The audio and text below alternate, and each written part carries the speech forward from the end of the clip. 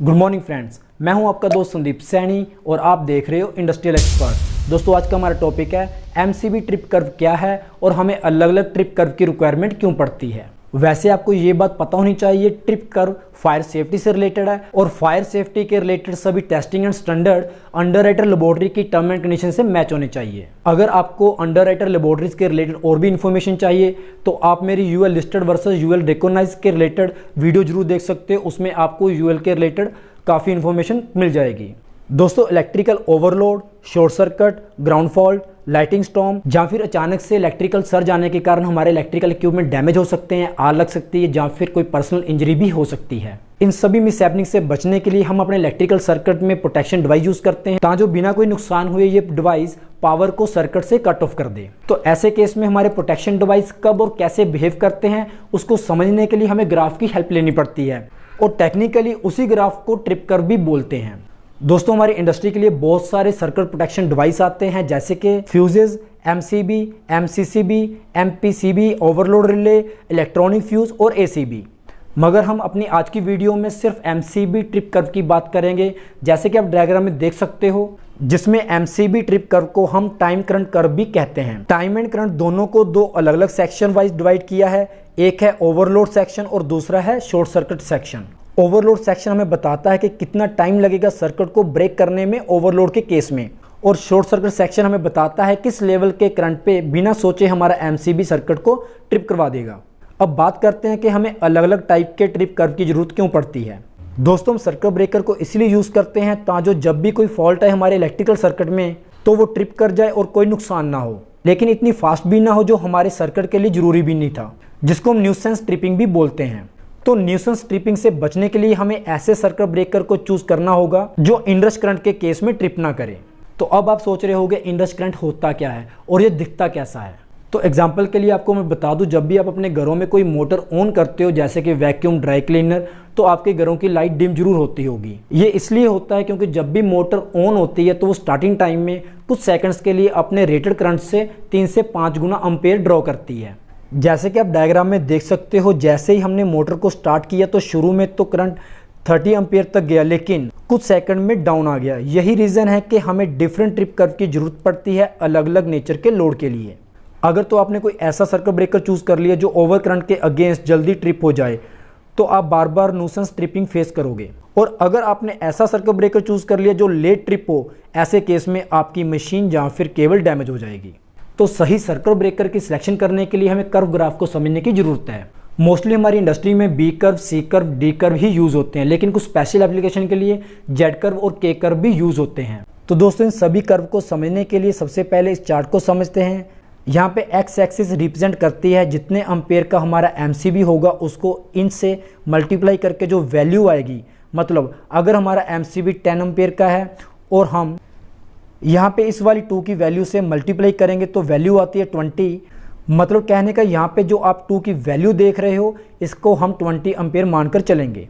और सेकंड है, इसमें वाई एक्सिस जो रिप्रेजेंट करता है ट्रिपिंग टाइम, इसमें आप 0.001 सेकंड से 10,000 सेकंड तक का टाइम देख सकते हो, जो मल्टीप्लाइज ऑफ रेटेड करंट के लिए ग्राफ को समझने में हेल्प करेगा।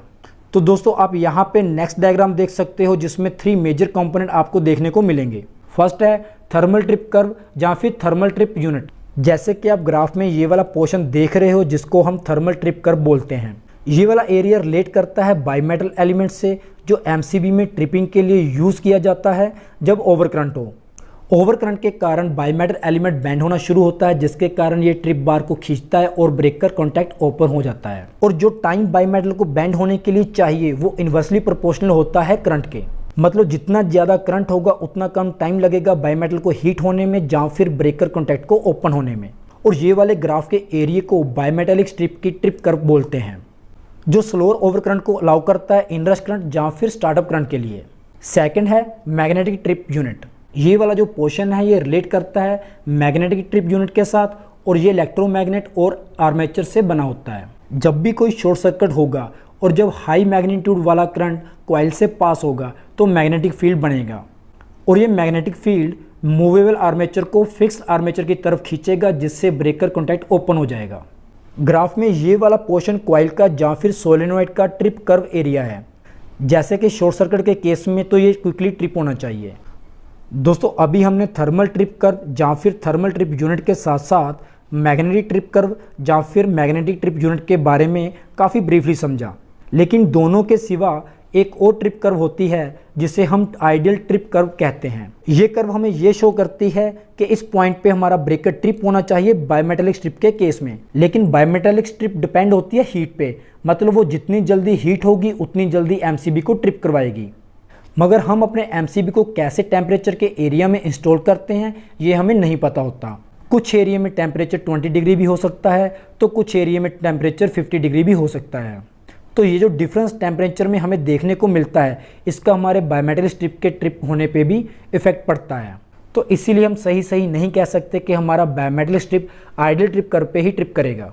तो दोस्तों ग्राफ को स्टडी करने के साथ साथ हम सभी टाइप के MCB, for example type B, type C, type D, type K और टाइप जेड के लिए ट्रिपिंग करंट और ऑपरेटिंग टाइम के बारे में भी समझ लेते हैं। टाइप बी के एमसीबी में ट्रिपिंग करंट की जो वैल्यू है वो है 3 to 5 time at full load.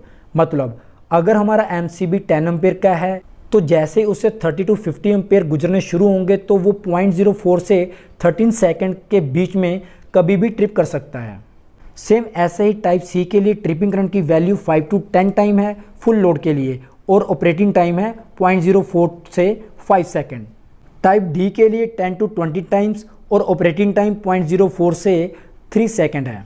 Type के लिए 8 to 12 टाइम्स और ऑपरेटिंग टाइम 0.1 सेकंड से कम है। टाइप जेड के लिए ट्रिपिंग करंट 2 से 3 गुना है और ऑपरेटिंग टाइम 0.1 सेकंड से कम होना चाहिए। अब बात करते हैं सारी अलग अलग टाइप के एमसीबी को हमें किस एप्लीकेशन के लिए कब यूज़ करना चाहिए। पहले बात करते हैं टाइप बी एमसीबी की। टाइप बी के एमसीबी मेनली रेजिडेंशियल एप्लीकेशन या फिर लाइटिंग लोड के लिए यूज़ करते हैं, मतलब जहाँ पे रजिस्टिव लोड होता है या फिर डोमेस्टिक अप्लायंसेस के लिए, जैसे कंप्यूटर और इलेक्ट्रॉनिक्स आइटम के लिए जिनका इंडस करंट बहुत कम होता है। नेक्स्ट है type C MCB. C type के एमसीबी हमें पता है फुल लोड रेटिंग के अकॉर्डिंग 5 to 10 टाइम करंट के लिए डिज़ाइन किए जाते हैं।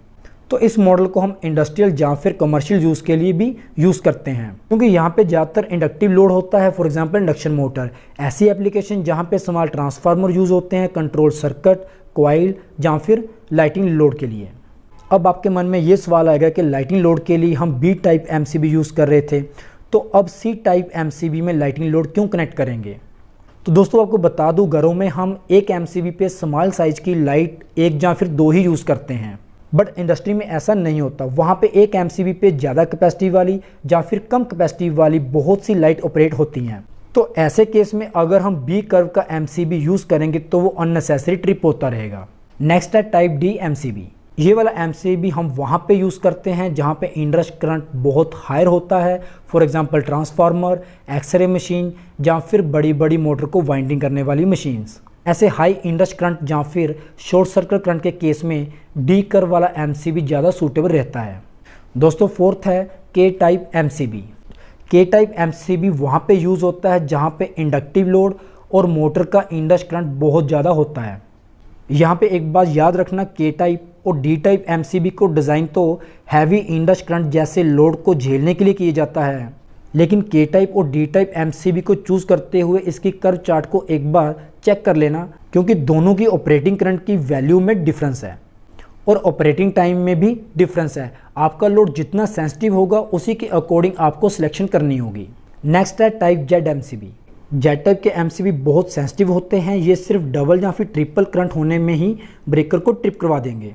इस कर्व के एमसीबी को आप इलेक्ट्रॉनिक्स आइटम या फिर सेमीकंडक्टर के लिए यूज़ कर सकते हो। तो उम्मीद है दोस्तों आपको मेरी इस वीडियो से ट्रिप कर्व क्या है और हमें अलग अलग ट्रिप कर्व की जरूरत क्यों पड़ती है के बारे में पूरी नॉलेज मिल गई होगी।